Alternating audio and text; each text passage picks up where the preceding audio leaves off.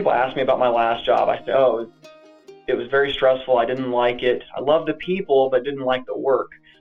There was so much value, so much that I learned about myself that I have now tailored and brought in to what I'm doing now. And I'm very thankful for that. Working with people through certain situations and really being able to meet them eye level and empathize with them, it makes all the difference in the world, because sometimes you don't really understand what somebody's going through until you've been through it yourself. And once you are able to recognize that, it really helps in the progression of, de-escalating a situation, or just coming to terms with the reality of a situation and how to navigate through, from that point. That is Jeremy Ballew, and this is the Well-Mind Podcast. I'm your host, Dr. Ben Coles.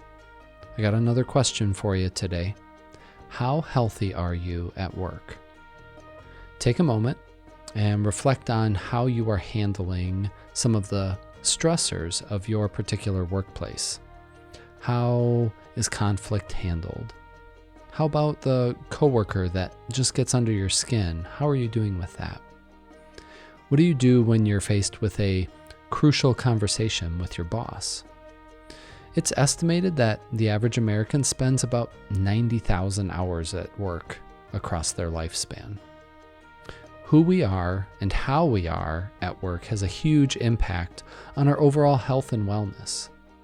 Our guest today, Jeremy, works in the field of EAP, which stands for Employee Assistance Program. He works as a consultant and trainer, helping businesses with leadership development, conflict resolution, performance management, and generally creating a healthy culture within the workplace. Jeremy shares about his personal growth through some challenging workplace issues of his own, and how that experience has fed his passion for supporting employees through workplace issues today. Rather than falling into the negative and culture-killing habits of passivity, complaining, holding grudges, and emotional escalation, Jeremy gives guidance on how to prepare for and face difficult conversations at work. He shares more practical wisdoms like the 4 A's of stress management in the workplace, and he walks through everything that he and his team can do to help serve employers and employees through the EAP. At the end of the episode, we also have a little fun and talk about some of the adventures that Jeremy and I have shared during this crazy time of 2020. All right, here it is, episode 8 of the Well-Mind Podcast, Workplace Wellness, with Jeremy Ballew.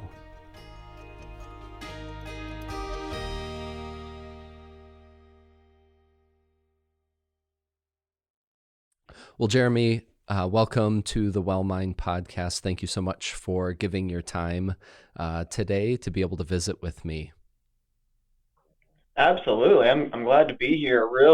I really do appreciate this opportunity. Yeah, thanks. So I usually have guests do a brief introduction of themselves, just so that we can get to know you a little bit on a personal and a professional level. So I'll kind of let you start with that, and then we can get into a few different topics. Perfect. Well, just to start off, I am not native to the Midwest. I'm actually from Texas, born and raised there. My wife has family up northwest Iowa. She went to University of Sioux Falls, and so back in 2018, we were looking for a change, and I stumbled across a job that was great with serving others and being able to communicate with others and working with people face to face, and that's a passion of mine. And I would have been dumb to have passed up on that opportunity. But the job literally fell into my lap. Just as a funny note, my wife actually applied for this job, and that was one of the ways I found out about it. She found out that there were presentations involved, and she thought, oh, yeah, that's not in my wheelhouse, but my husband loves to do presentations. And so, well, then I guess we're done here, but have your husband apply. And so, sure enough, I applied, landed the job, and I was pumped because I got to, it's the whole thing of being able to serve others and face-to-face communication, that kind of thing, delivering presentations, and that's right up my alley, and I love it. I've been with Avera since February of 2018, and I love what I do. Not many people can say that they love what they do. I hated my last job. I loved the people, but the work was super stressful. So to be able to come to work each and every day, knowing that I get to help people, I get to serve people, I love it. You can't go wrong with it. Yeah, that's So, a pretty clear theme in what you're talking about here, is that mission to serve others, to be able to work with others in through communication, whether that's in person or through presentations. That's a big part of what's important to you. oh, it certainly is, and that was the huge draw to this job because, you know, to completely honest, when she told me that my wife had applied for an EAP job, I thought, what the heck is EAP?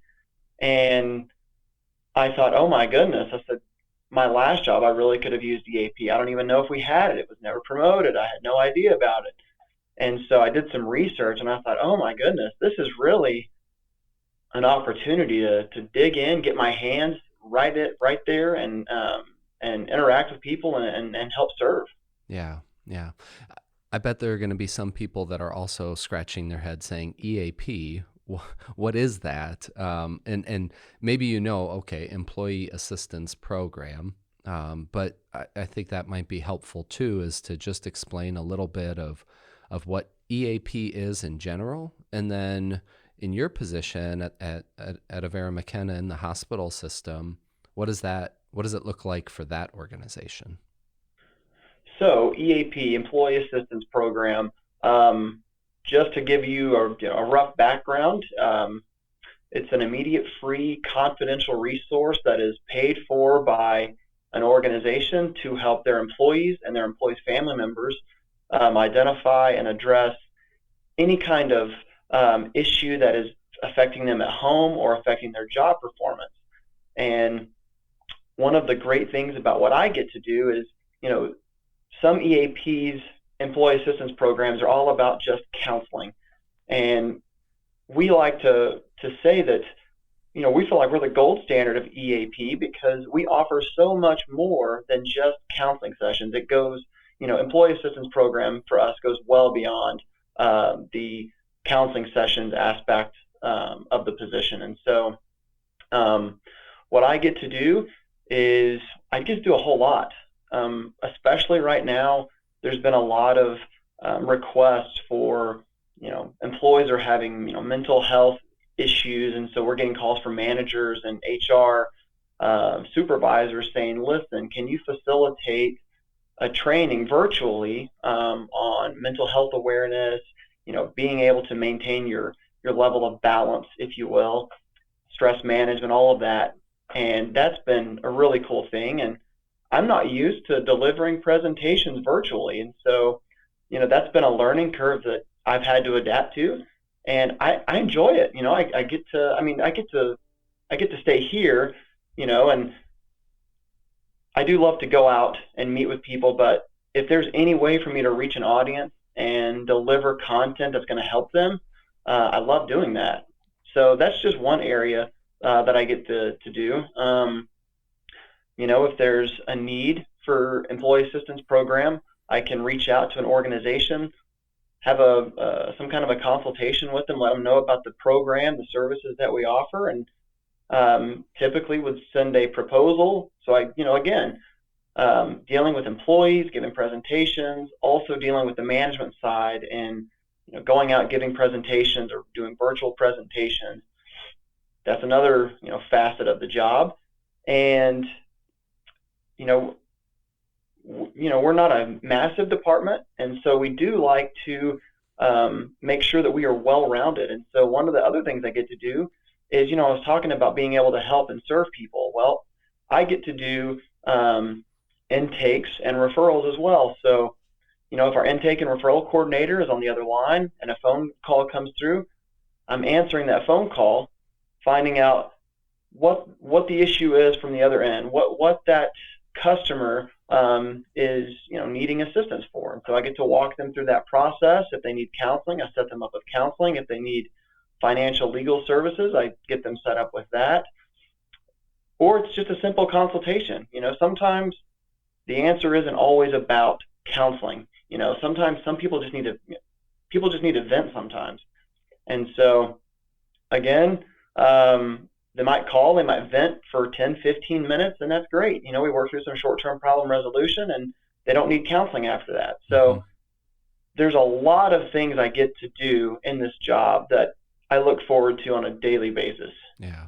Yeah. Well, it's certainly a very dynamic environment that you're describing, Jeremy. And that's one of the reasons why I asked you on the podcast, because you're not a counselor. I've had some psychologists on the program, some mental health professionals. I've had an advocate on the show. But here you are, and maybe we can get a little bit into your background in particular. That might be helpful too. But you are in a service position, but you're not a counselor. That's not what you're doing. And in fact, a lot of what you do is focused on like health in the workplace, like helping people either achieve goals in terms of their leadership development, or like you were referencing, like conflict resolution, problem solving type issues as it relates to the work environment. These are things that you really have some expertise in, and have certainly gained a lot of experience over the last couple of years working in EAP. So yeah, what's your background, and to kind of get to this point that you're in right now? So strangely enough, my background is in education. I worked in a federal program back in Texas for a state education agency, and I filed a lot of federal paperwork. I worked with school districts all across the state of Texas, and I would try and file these forms to get them federal funding to help these schools pay for their internal network structure, phone services, with the ultimate goal of connecting as many students as possible to broadband internet access. I mean, the whole realm of broadband connectivity, connecting as many kids as we can to the internet so they can be successful at school. So I never really thought I would be in this field that I'm in now, but again, I had no idea what EAP was, and the job I had in Texas, I could have certainly used employee assistance program had I have known about it. The job I had carried a lot of stress, a lot of tight deadlines, but it prepared me for what I'm doing now. Part of what I did was I would go out to these different state agencies throughout the state of Texas, and I would deliver these trainings. And what I used to work in was called E-rate, or education rate, and that was the federal program. And so usually in the fall, before the big federal filing window started, I would go out and travel throughout the state of Texas, and I would give presentations to various districts and service centers so that they knew about E-rate, they knew how to file for it. And so that was really the point where I started to sharpen and hone my presentation skills. I would get nervous from time to time because that program was always changing. And so I never wanted to put my foot in my mouth.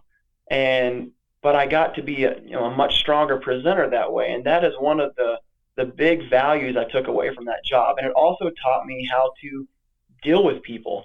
A lot of times I would deal with upset tech directors because their bandwidth wasn't good, or their internal networking wasn't good, or somebody messed up on a form somewhere. And so I would have to, de-escalate that situation. And so I learned a lot about myself because, I'm a sports fan, and so I can get pretty angry about sports and things like that. And so working with these tech directors and seeing that everyday stressors that they have to deal with, I learned so many different techniques on how to de-escalate a situation and just breathe. And if there was a situation where I needed to take a minute and come down from that, I could do that. I could say, you know what, this is a frustrating situation, but let's take this off to the side for a little bit. Let me get some more information, and let's have a call in a couple of hours, and we'll talk about the issue or something like that. So a lot of that prepared me for what I'm doing now. And so when people ask me about my last job, I say, oh, it was very stressful. I didn't like it. I loved the people, but didn't like the work. There was so much value, so much that I learned about myself that I have now tailored and brought in to what I'm doing now. And I'm very thankful for that. Yeah. Well, that's so interesting, Jeremy, too, because you're focusing in on a couple of ways that that past experience helped prepare you for what you're doing now. The obvious one being the presenting, just traveling around, getting in front of people, sharing information in a meaningful and useful way. Obviously, you got really comfortable with that through that process, and certainly have brought that into the trainings that you do now. But the other part that I'm hearing is that you had this very boots on the ground, real world, like interaction with a lot of different people, and kind of seeing how different people handle stress, how interpersonal relationships can either support problem solving, or when there's a lot of conflict in that interpersonal relationship, really be a barrier to being able to have any resolution or forward progress. And that's such a huge part, I think, of what you're doing now, is really helping folks navigate those situations. And you get it, when you can see probably a look on somebody's face, or kind of hear their words or their tone of voice, and part of that resonates with you, and you're like, yeah, I know that, I've heard that, or I've felt that, which really sets you up to be able to offer a level of empathy and compassion to people through that process that I think is pretty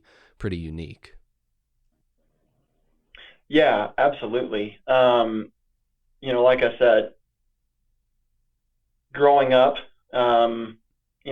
I will be honest that I've had, I have a temper, but working with people through certain situations and really being able to meet them eye level and empathize with them, it makes all the difference in the world, because sometimes you don't really understand what somebody's going through until you've been through it yourself. And once you are able to recognize that, it really helps in the progression of de-escalating a situation, or just coming to terms with the reality of a situation on how to navigate through from that point. So again, lots of valuable lessons that I've learned, and I continue to try and practice, because nobody's perfect. There's always room for improvement. And I mean, it's something as simple as, if I'm going to give a presentation that I've given 100 times, you can bet that the week leading up to that presentation, I am going through that presentation again. I'm revising slides, I'm revising notes and content, because I want to make sure that it resonates with the person or the group of people that I'm going to be facilitating for. So there's always a learning curve, because you got to be adaptable. For sure. And I think it's interesting what you said there about growing up, and we all go through different kind of growing pains as we're kind of figuring ourselves out, whether that's as just an individual person or as a new professional. And knowing you, I know that you're a passionate guy, and that's, like you were talking about, athletics or sports or competition even, and we can visit a little bit about that today too. But like you're passionate about things, the things that you care about. You really care about them, and so sometimes my guess is that comes out, or can come out in like an intense way. where you would refer to it maybe as temper or anger or something like that. So how has that served you, first of all? Because there's got to be some usefulness to having this passion and drive for things. But then how have you had to learn to kind of calm that or use it more strategically than kind of as a hammer for everything? Well, I think just simply, um, recognizing it first. And but when I am passionate, and I have a passion for what I do. Sometimes it is misconstrued. Oh man, that guy, he got frustrated. Well, if I'm passionate about something, I want to press on it. I want to press forward because I want to help whoever I'm trying to help with whatever it is. And so being able just to sit back, recognize the kind of situation it is, that helps me to figure out how I'm going to handle it. And of course, you never want to get, heated, and you never want to let that frustration show. I mean, I could be having an extremely stressful day, but if I get a rollover phone call, I mean, if I'm really angry, it's, "Hi, my name is Jeremy. Thanks for calling Avera EAP." You know, so that is something, and I don't know. It's been a progression thing. I'm able to flip it on, like a light switch. If I get frustrated, I take a deep breath. If my phone rings and I'm stressed out, that everybody says, "Oh, deep breathing doesn't work," or "Oh, counting to 5" or whatever doesn't work. It works for me because I have to understand the gravity of my position. I'm a professional, and professionals, especially in healthcare, um, we don't need to let our frustration and our anger show with somebody on the other line that is calling for a specific need, calling for assistance to get help with something. And so just being able to, I mean, I kid you not, I'll put my head down, I'll take a deep breath, and then I'll answer the phone. And you would have thought that, you know, nothing was wrong. Nothing was bothering me that day. I wasn't stressed about anything. And so that is something, I don't normally like to brag about myself or pat myself on the back, but I feel like I've come a long way in that. When I managed folks in my old department down in Texas, they knew when I was stressed. They would walk into my office and say, "Okay, I can tell you're stressed. I'm going to come back." And that was hard for me to hear because I always wanted to have an open door policy. I always wanted my employees to know they could come talk to me at any point. Well, it was time for some self-check, and I was not doing very well in that. And so what I was able to do was just tell myself, "Listen, you can't operate, with this mindset, or you can't let your anger or your frustration show."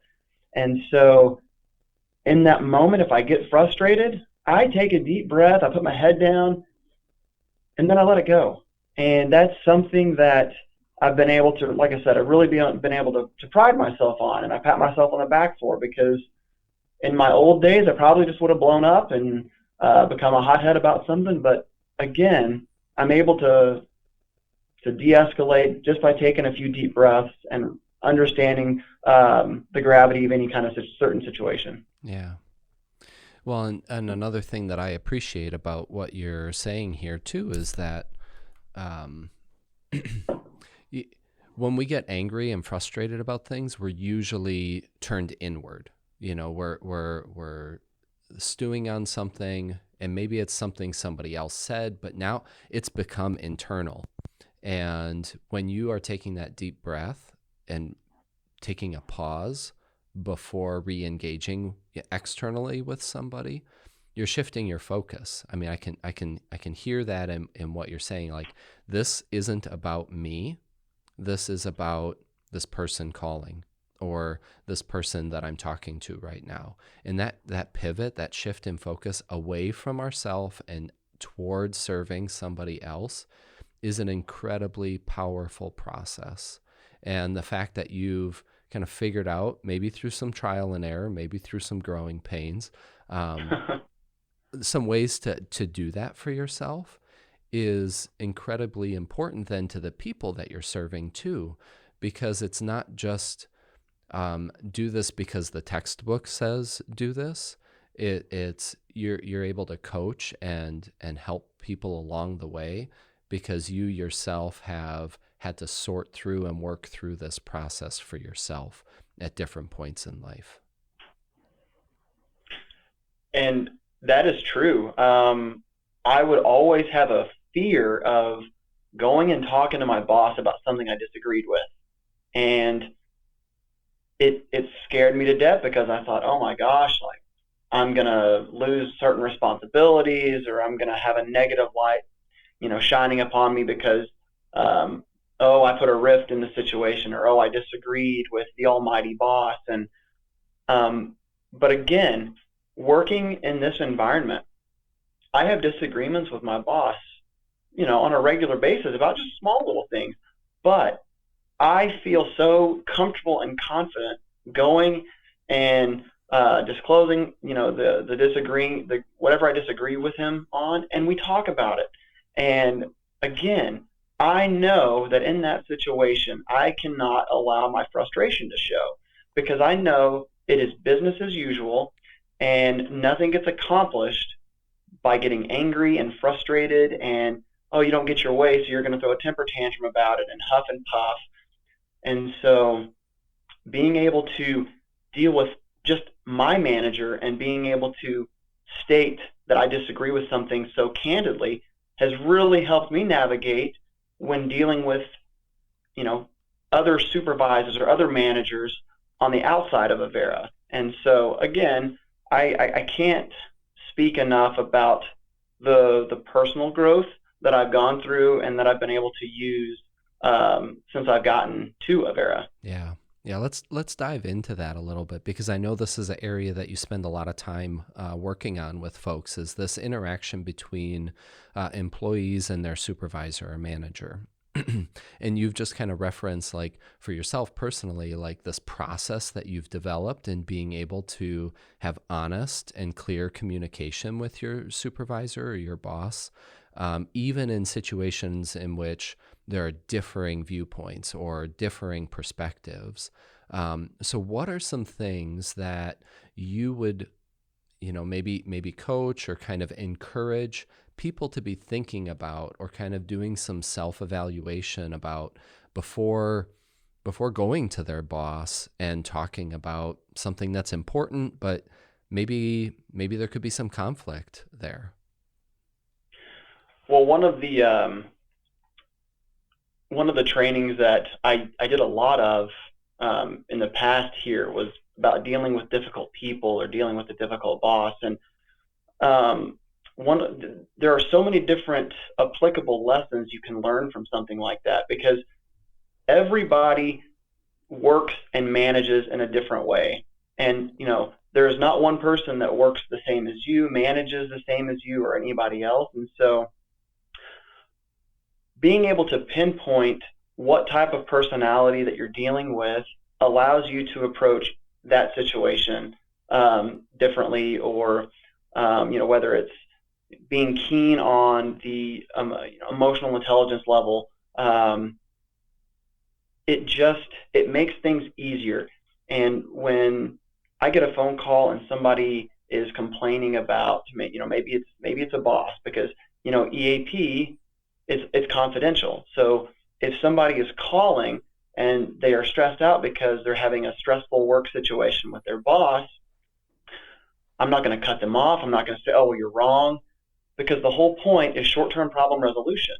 And so the only way to find out and really dig in as to what is the root of this is to allow this person to explain the situation, let me know what they've done, what's been done prior, something like that, and we work on an action plan.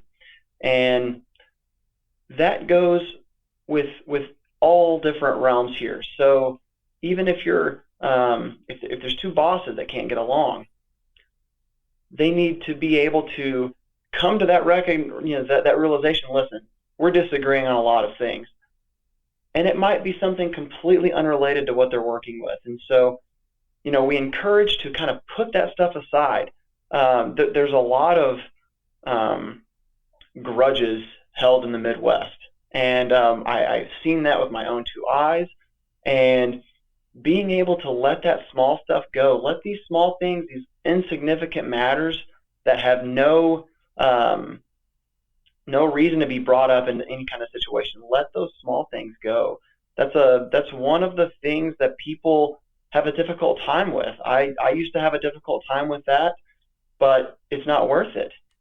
You accomplish nothing by letting a grudge that might have been 2 or 3 years ago affect a current relationship, a working relationship about something that is completely unrelated to the issue at hand. Yeah.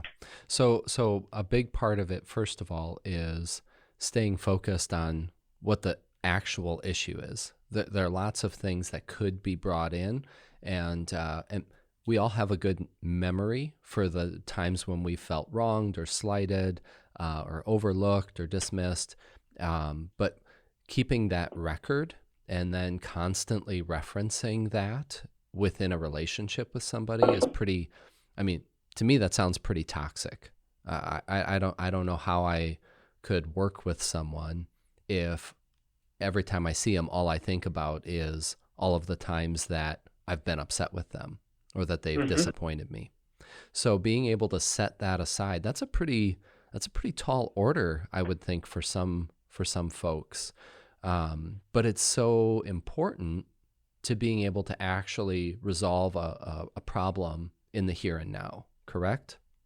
That is absolutely correct. Yes. Is there anything that you've kind of picked up on or that you've learned to really help people, set that aside, bracket that? Like how do we stay focused on the here and now and not continue to go back to the then and there? Well, especially in the workplace, one of the um, topics that we deal with regularly is professionally dealing with workplace conflict. A lot of times people just will think, okay, well, it's just going to go away, but it doesn't. And you've got to be able to confront that person, confront that situation, and you've got to be able to have that tough conversation. If we can't be completely open and honest with one another, with our bosses, or with anyone really, like you were saying, it can become a toxic situation. And so being able to work through those tough conversations, it's key. And you've got to make sure, sometimes when people's like, they're okay, I'm going to go deal with this now.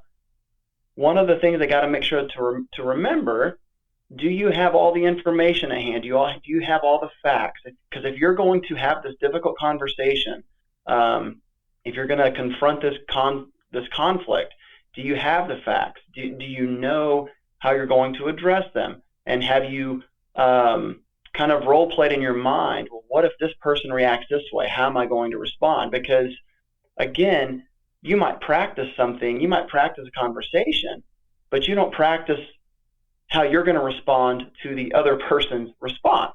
And so if you're not looking at it from all different levels, you could be completely taken aback by a response, and you might get angry, you might get frustrated. And if that happens, if you don't know how to manage that moment and de-escalate that situation, it's going to get worse and worse. And so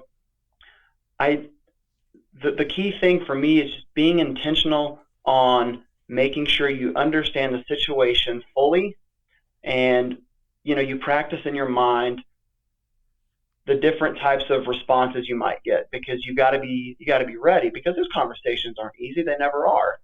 It's not like turning on a light switch, doing something so routine. You have to practice it and you have to prepare for it. Mm-hmm. Yeah. So part of it is making sure that long list of grievances isn't building up. And that really happens when we're avoidant. And maybe that comes out then in being passive in a situation, thinking that I'm just going to let this go, or I'm not going to address this. But really, in actuality, we're holding on to it. and Mm-hmm. then we're using that as kind of fuel for this frustration and animosity that we're building. So step one is we can't avoid that. When a situation comes up, big or small, it's important to have a conversation about it, right? So don't Mm-hmm. avoid. Then kind of position yourself in a better headspace. You don't have to go immediately in that moment and try and address it, but take some time, breathe, kind of think through what you want to say. But then kind of the next step that you were talking about is taking perspective, like seeing it, okay, this is what I'm experiencing, this is how it is for me. What might this other person be thinking about? What might their perspective be on it? And kind of again stepping out of what's going on inside of us and trying to have some understanding or even empathy, really, for Mm-hmm. what that other person, whether that's a boss or a colleague, that's a pretty important part of what you're talking about. And then this last piece that I want to talk a little bit more about is rehearsal. That's a word that I would use. I don't know if you would use that, but where we kind of play through the situation in our mind and say, how do I want this to go? How do I want to come off? How do I want to be able to respond when my colleague or my boss is kind of giving me their information? I've got a sense that probably involves a lot of listening and less talking at that point. But yeah, talk a little bit more about this kind of rehearsal process. What are you hoping people are able to do or accomplish as they prepare themselves for having this difficult conversation? Well, I mean, the answer is right there. You want to be 100% prepared. Um, because if you go into what could be a difficult conversation or a difficult situation and you don't have all the answers and you haven't rehearsed, again, you might hear something that might be completely out of the blue, something that you haven't thought about, and it really kind of puts a kink in your armor. It kind of um, deflects your whole purpose, and you can lose focus of that. And so, um, I mean, there have been situations where I've had discussions with my boss about a certain process, or a brand new process, something that we want to implement and we don't know how. And that's again where that rehearsal comes from, because I feel like I have some pretty good ideas sometimes, and but you can't just bring ideas. You've got to be able to bring solutions. And if you're not rehearsing, if you're not thinking through everything, again, all you have are these ideas. You haven't worked through the possible solutions. You haven't worked through the possible responses that you might get. And so, again, one of the things that I've learned from I guess, my professional career is don't just bring an idea. Don't just bring a suggestion. Well, did you look at these solutions? Well, what happens if track A goes south? What happens if that doesn't work? Have you thought about that?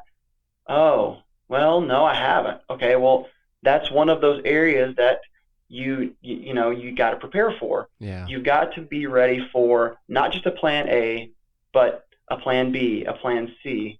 Think about all those different plans that you can have if you think thoroughly through everything and all the possible responses, because you can't bring solutions if you can't think through them. Yeah. Yeah. And like you were saying too, a lot of that is information gathering, right? And it can't just be located in how I'm feeling in that moment, or what my reaction is to the situation. And so often that seems to be the case, is that we're operating maybe too quickly because Mm-hmm. we're being compelled by where we're at emotionally. And so being able to have that first step process of like kind of checking in with yourself, breathing, like bringing your emotional intensity level down, is going to give you freedom to problem solve, freedom to come up with multiple solutions or pathways to addressing an issue or proposing an idea. Yeah, and I think so much of what we do, away from work, we operate in how we're feeling. And if we're operating in how we're feeling in a current moment, um, if it's a bad moment, nothing good is going to come out of that. If you talk to me after my Longhorns lose a close game, which the games they've lost this year have been close games, nothing positive is going to come out of that interaction because I'm angry and I don't want to try to move on to something more positive. And so I think, and I hate, bringing up the whole sports analogy thing again. After some of those moments, I understood that my well-being is so contingent on how my teams play, and it shouldn't be that way. And so I've been able to recognize, listen, I know that sitting and watching a 3-hour football game is going to put me in a mental health mess because of the ups and downs like a roller coaster. And so I don't watch a lot of the games throughout the whole time. I might watch a quarter and then I walk away. And it's the same in the professional, in our professional jobs too. If you know that something is going to stress you out, if you can avoid it. One of the things that anytime I do a presentation on stress management, I always like to kick it off with the 4 A's of stress management. And so the last point that I make about that is, avoiding those things that are going to stress you out. If I've had a stressful day at work, I'm not going to go home and get on social media because social media stresses us out. Let's be honest. I mean, regardless of if it's sports, politics, religion, it doesn't matter.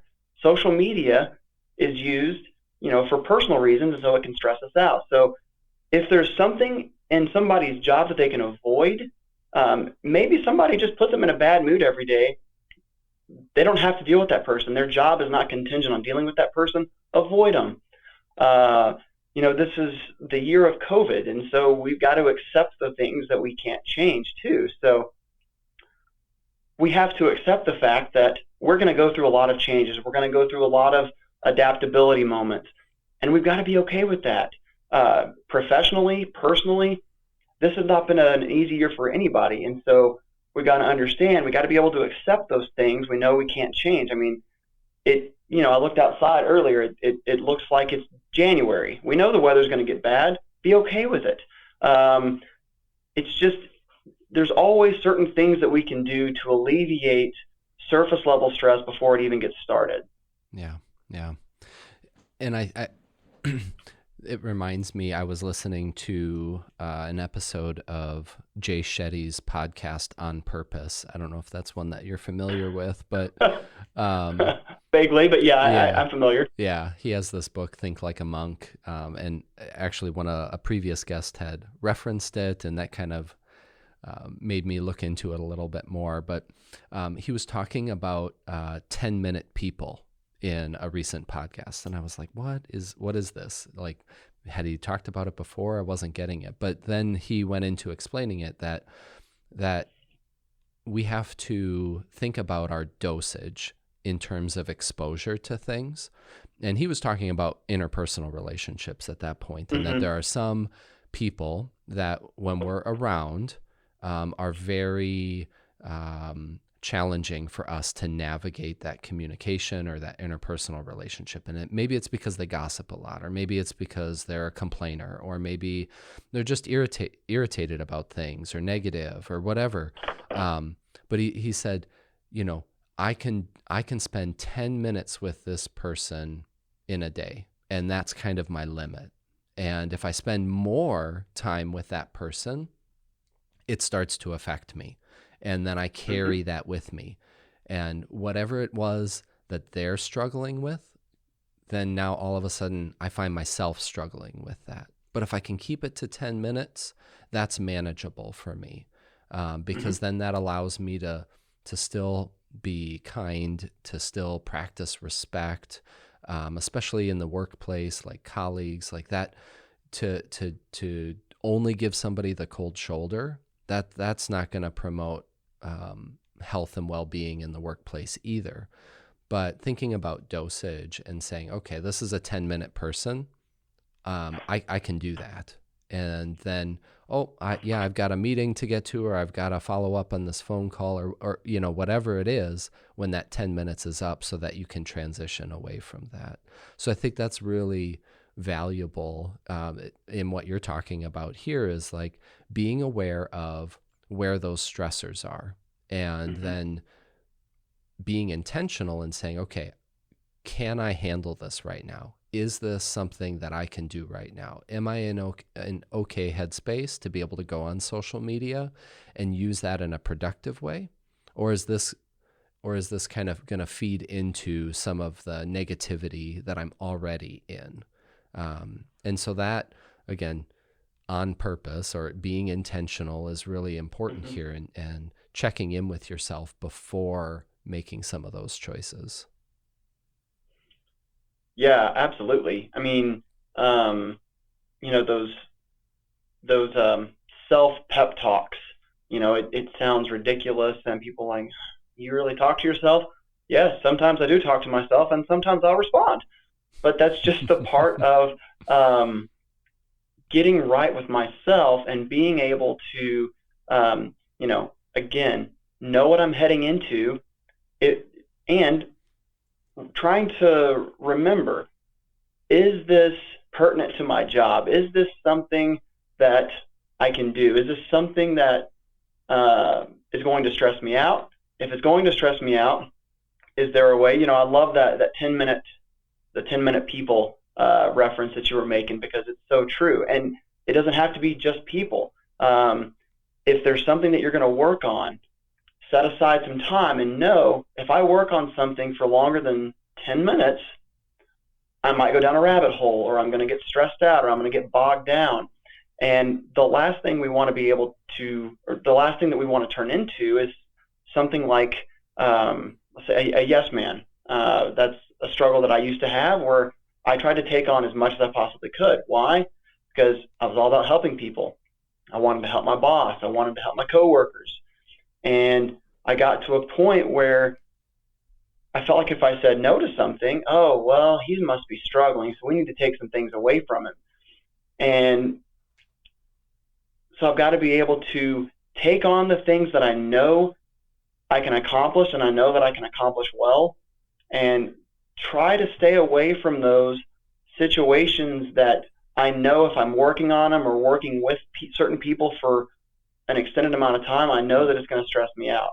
And so, again, it goes back to the whole 4 A's of stress management. I know I touched on, a couple of them. I think, but avoiding the stressors, mm-hmm. and then acceptance sounded like it was one. Things that we can't change, things that are because they just are.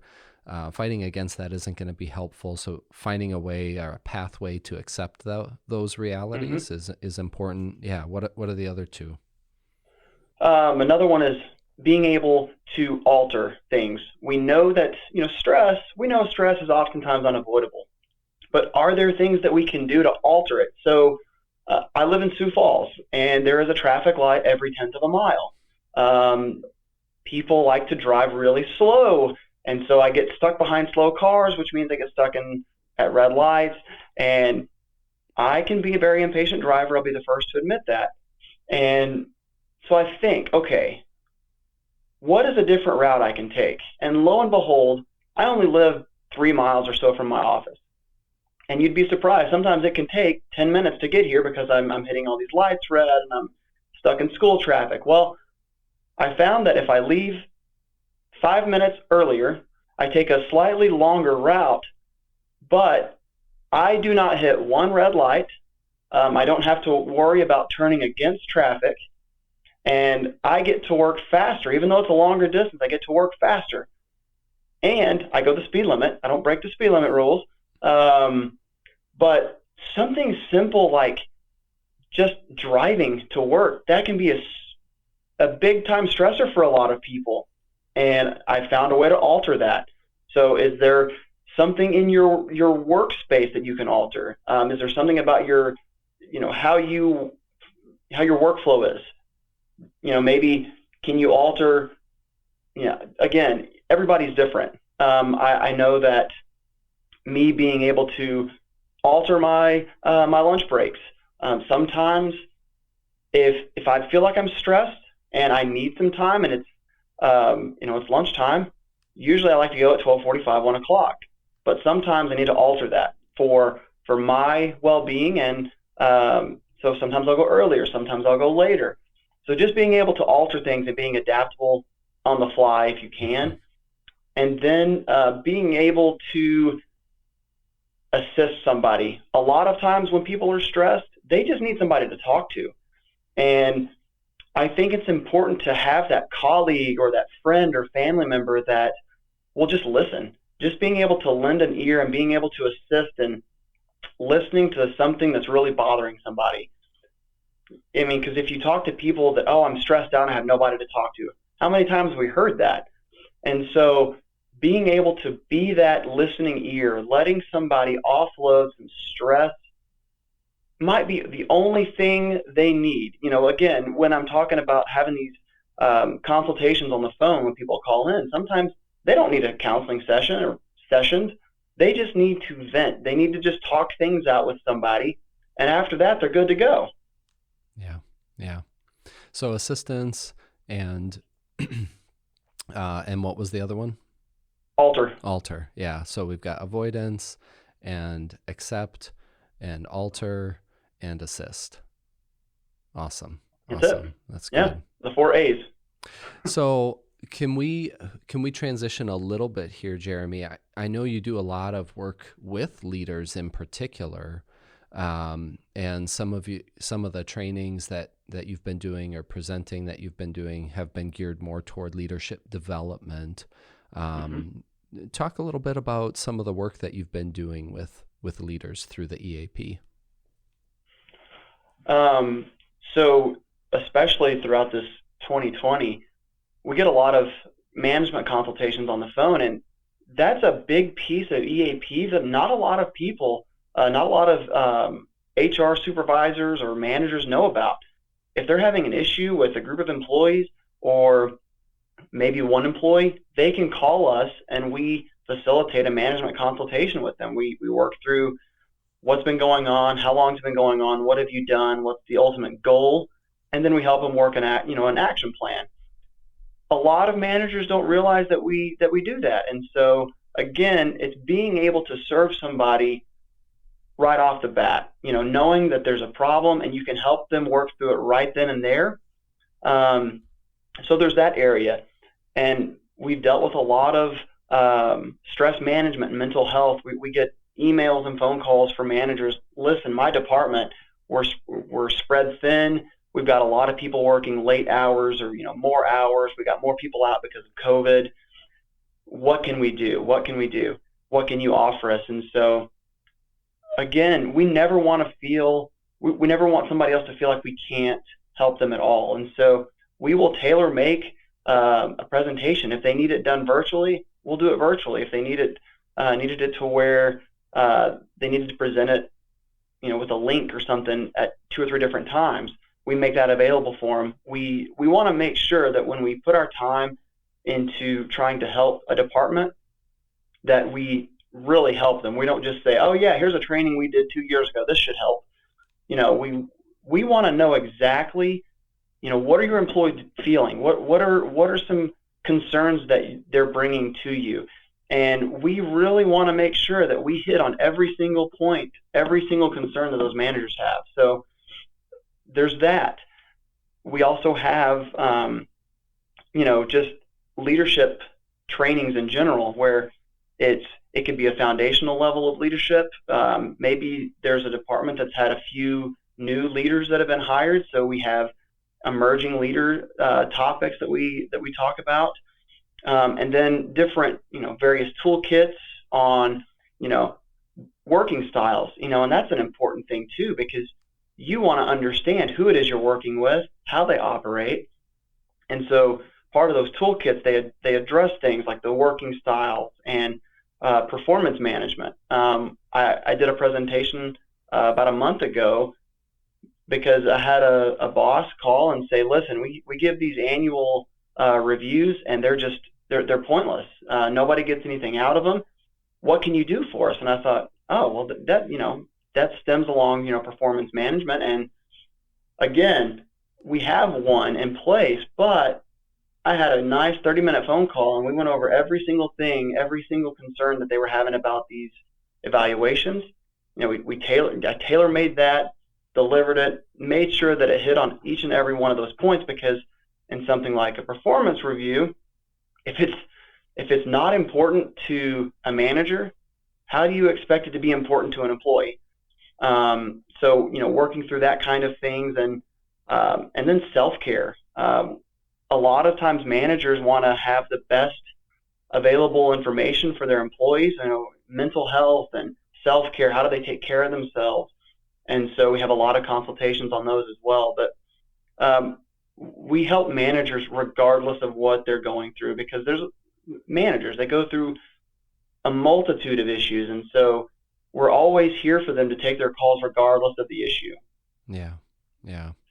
So, I mean, it's so varied, and because of that, you guys take the time, you in particular, Jeremy, really take the time to get to know that individual or that department or that organization, because how it looks within their structure is what's important. I'm sure there are some tools that you guys can implement on a pretty consistent basis, some universal things. But it really is about tailoring it to the specific needs of that person, that department, that organization. Yeah, and we don't stop there. If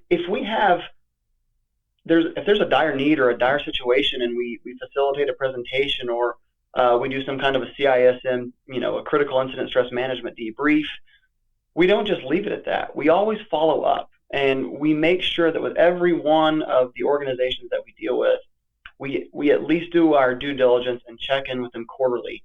Of course, we can't drive out there right now because a lot of people, it's COVID season, but we still pick up the phone and we call them. We send them an email. We ask them if they need an orientation refresher for their employees, if there's a training need that they might have. And another thing that we used to be really good at, and we moved our building, and so when we did, we stopped doing it. We started back doing our newsletters again. And sometimes you never really understand how important something is until it stops. When we stopped briefly because we were moving, we got email after email. Hey, haven't seen y'all's newsletter in a long time. Do you still do that? And so we started, revamping those newsletters again. So again, our outreach never stops. It's, people think, oh, so you're you're trying to sell your product and you're consulting about selling it. No, it's not about me going out and making a sale. It's finding something that will serve an organization, the employees family members, and I follow up with them. I don't want to be, oh, there's Jeremy the salesman, he just wants to collect another check. We don't care about that. We care about reaching as many employees as we can and helping them through whatever they're going through. So that's why I really brag to people about the work that Avera EAP does, because it is a full spectrum EAP, and I absolutely love serving people regardless of what their position is. Yeah. Do you know how many people you serve through the EAP? Well, we have, I know we have about 280 different organizations that we serve. Okay. Avera, of course, is our largest organization, but... Are they still the biggest employer in South Dakota, Avera? I believe so. Don't quote me on that, but I believe so. They were when I lived in South Dakota. Avera was the largest employer in the state. Well, it's not like you've been gone very long, Ben. Sometimes it feels like it, though. It does. Yeah. So 280 organizations, and for sure one of the biggest. We'll say that one of the biggest Absolutely. employers in the state. Yeah, yeah. Well, and through this pandemic, um, we were trying to figure out ways, how are organizations going to reach us? How are they going to know to reach us? And they have seen the stress that their employees have been under, and so they have they have come to us in droves and really saying, what kind of things can you offer us? Do you have any tip sheets? Do you have any presentations? What can you do to help our employees? And Mm-hmm. Mm-hmm. that's music to our ears because we want to serve people, Yeah. and especially during a pandemic because there's been so much going on. There's so much negativity. So we want to always make sure that we're that shining light, during these dark times. Yeah. Yeah. Yep. An awesome resource for sure. So Jeremy, there's a couple of questions that I always ask people as we are kind of getting to the close of our time together. And the first one is kind of like, what's on the horizon for you? What are some things for you in a professional sense, or the EAP program there that you're working on, and in a personal sense too? What are some things that you have coming up? Well, one of the things that I want to make sure that I can proudly say about our department is we all want to be certified employee assistance professionals, or a CEAP. And so I've got all my paperwork in, and I'm waiting to get that approval so that I can take my CEAP exam. And once I take that exam, I will be a certified employee assistance professional myself, and I've got two other colleagues that are doing that as well. My boss already has that naturally. Another colleague of mine has it, and so being able to say, we have an office full of CEAPs is, again, it's a pat on the back, and it just speaks to the level of excellence that we expect of ourselves. And one of the things that we've really started to ramp up with have been substance abuse, SAPs, substance abuse professionals, and those different SAP assessments. And if I can once I get that CEAP, the next thing on board for me professionally, what I would love to be able to do is become a substance abuse professional.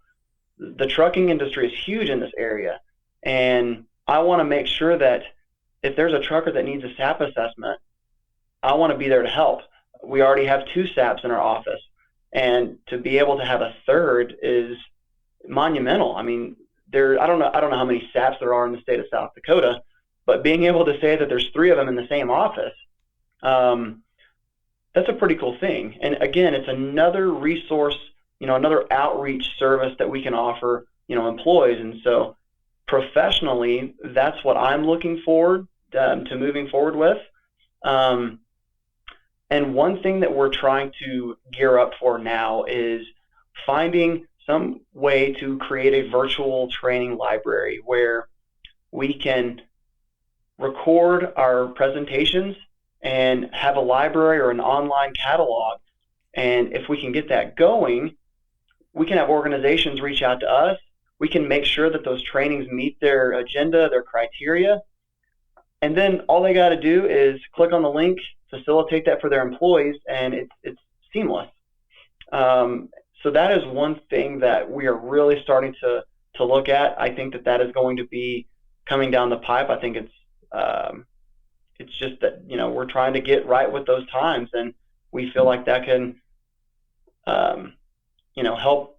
help employees, help organizations that are with a very EAP. And even if they're not with a very EAP, again, we want to make it available not just to our customers, but our non-customers as well. That's pretty cool to have a virtual library like that. What a wealth of knowledge and information that could be shared in kind of open access anytime kind of situation for folks. That's pretty cool. So the next question then too is about resources. So if people are kind of wanting to follow up on any of the topics that we were discussing today, find out more about EAP through Avera or through their employer, whatever that might be? What direction do you point people in terms of resources for these types of things?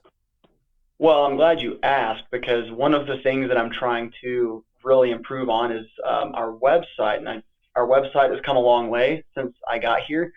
That was one of the things that my boss and I had talked about, and I thought our website needs some work. And so over the past 2 years, we've been able to put a lot of our stuff on our website. So just being able to visit www.avera.org/EAP, that's going to talk a lot about what I've talked about just the general services that we offer.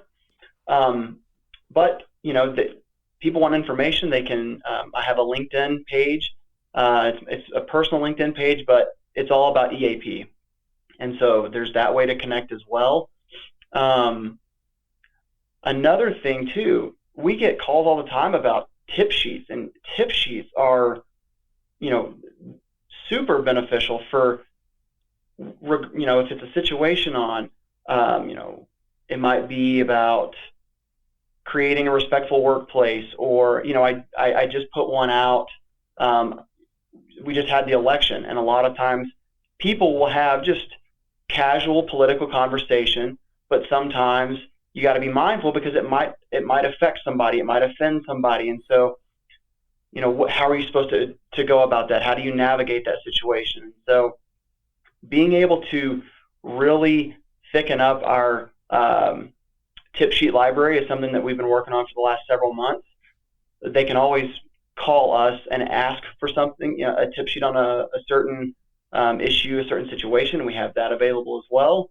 But the website, definitely a great place to start. Cool. And of course, anybody can call us for any kind of information, and they can talk to me directly. I'd love to be able to navigate somebody else to the help that they need. Yeah. And I can put links for those websites, your LinkedIn page, all of that kind of stuff. I can put links in the show notes so that people can access that through wherever they listen to the podcast. So that'll be perfect. That'll be great. Awesome. So I got a last question for you. How are the legs feeling? Because we did a thing a couple of weeks ago, and it was kind of short notice for you, but I want to hear how you're feeling. I feel fantastic. Do you? That's great. I mean, I was a little sore the next day, but you run 31 miles, you're thinking, oh my gosh, I'm not moving tomorrow. I wanted to go out and run the next day, but I thought, I felt some pain in the legs where I haven't felt before. So I thought, Jeremy, I know you want to Goggins it, but just take a break, let your legs relax, let them rest for a little bit. But man, that was a lot of fun, and yes, very last minute. Nothing like signing up for a 31-mile trail race the day before it starts, right? Yeah. No, that's a Goggins move for sure. So yeah, Jeremy, you and I share a love for David Goggins and admiration for him. And earlier during COVID, we actually did the Goggins challenge, and we did that virtually. That was super cool. For most people, they're probably not going to be aware of what that is, but it's 4x4x48, right? So four miles every 4 hours for 48 hours straight. So you end up running, 48 miles during that time. So we did that virtually in our own neighborhoods during kind of when everything was locked down, and kind of trying to keep our sanity by doing something kind of crazy. And that's kind of what this 50K, this 31-mile race was too. It was, there are not many in-person events happening, but the Sioux Falls running community, I've spoken about it in previous podcasts, it's just tremendous. And so, the job that the race directors did for the Glacier Hills Ultra, I think was fantastic. Really made it a safe but really awesome experience. And I know that's the only face-to-face racing event that I'll get in this year in 2020. So was super appreciative that we had that opportunity. And other than my water bottle's freezing because it was 18 degrees when we started, I felt like the race went pretty well, and my legs were good too afterwards. So it was, yeah, I'm back on the horse, as they say, running pretty consistently again. Yeah, I think I only had a one tiny little blister, and I didn't even feel that, and I didn't even realize it until I took my shoes off. But Mm-hmm. yeah, I can't say enough about the 605, the Sioux Falls running community. I mean, I've gotten to know so many wonderful people just showing up and going on a group run, whether it was a Wednesday evening or a Saturday morning. Ben, I mean, that's how I got to know you, is Yep. on the group run. Yep. So yeah, you were the fact new that, to town and came down to the yeah, shop, and I was like, hey, who's this guy? He's pretty cool. Let's run together. and he's got a cool beard. Yeah. There you go. There you go. Awesome. So I have to ask you, Ben, Yeah. what do you put in your beard? I know we kind of talked about it, but I don't think I ever asked you if you put anything in there. You know, I had a guest that was asking me about that too. Well, the first thing it starts with is having a good beard comb. It really does. Yeah. Like, you got to have a good beard comb, and that's like a wood one, really, something substantial, and that helps. Even when it's short beard length like what you have, it's helpful in just getting everything moving in the right direction. And yeah, so I kind of go back and forth between either like a beard oil, which Mm-hmm. is kind of softens things, Yep. or there's kind of a light paste, and that kind of can hold things in place a little bit better. So, you know, you don't have hairs kind of mountain man look flying out all over the place, right? Yep. So, That's why I keep mine short. yeah. It's because it goes out. Oh, it goes, yeah. So you know, you got to work with what you got, right? But then, yeah, some of those products are definitely helpful. So that was an unexpected question, and one that I'm sure our audience is just going to be so fascinated by is beard grooming. So hey, let's bring this to a close, Jeremy. I really appreciate your time today and sharing a lot of wisdom and your personal experiences and how that really shapes your passion for serving people and serving organizations in a really meaningful way. So I think a lot of great takeaways for our listeners from today's episode. And yeah, I look forward to a time when you and I can hit the trails again and log some miles together. And even if it's in the snow, I'm good with that. That's just fine with me. I prefer the snow. Do you? Even How many Texans do you know that say they'd rather run in I know snow? your Texas blood lets you. Boy, you've really hardened then, being in the Midwest the last couple of years. That's awesome. Well, thank you so much for having me, Ben. I appreciate it. And yeah, I definitely look forward to hitting up some snowy hills with you here in the near future. Cool. All right. Thanks, Jeremy.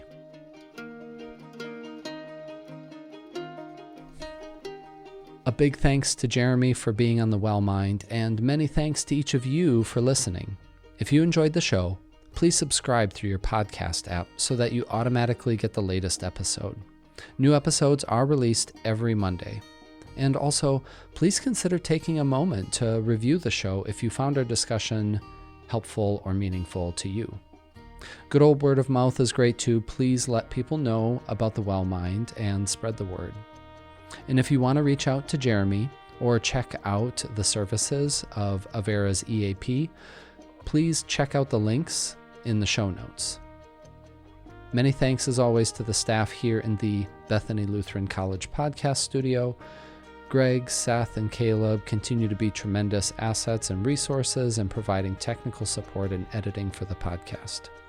Special thanks to Lauren McMacken for designing the logo and cover art for the Well Mind. All right, next week, I welcome Zoe Rome to the podcast. She's an athlete and a coach, and she's the associate editor for Trail Runner magazine, and she hosts her own podcast. She's a gifted storyteller and has a pretty unique focus in her podcast She talks with some of the most successful trail and ultra running athletes in the world about the times they've failed. She believes that the greatest stories and opportunities for growth come through our failures. So we explore that topic and so much more during our conversation in the next episode. So hit that subscribe button so you automatically get it downloaded when it's released on Monday. Thanks again for listening, and until next time, be well.